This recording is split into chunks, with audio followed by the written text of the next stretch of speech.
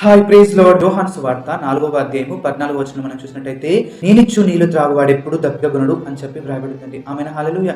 ఇక్కడ మనం చూసినట్టయితే సమరయ స్త్రీ తన శరీరానుసారమైన దాహం తీర్చుకోవడానికి నీళ్లు చేరుకోవడానికి యాకోబు బావి వద్దకు వెళ్ళిందండి. తన జీవితంలో మనం చూసినట్టయితే ఎటువంటి నెమ్మది, ప్రశాంతత, శాంతి అనేది లేదు.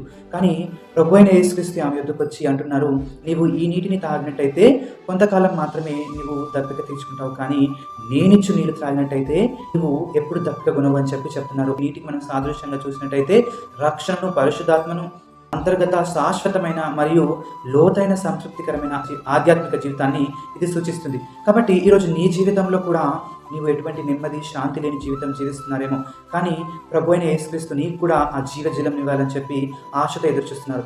నీవు కూడా ఆయన యుద్ధకు వెళ్ళినట్టయితే నీకు ఆ జీవజలమునిచ్చి, అంటే రక్షణను, పరిశుద్ధాత్మను, నీ జీవితంలో శాంతిని, నెమ్మదిని, అది ఆధ్యాత్మికంగా బలం అనుగ్రహించేవాడిగా ఉంటాడు.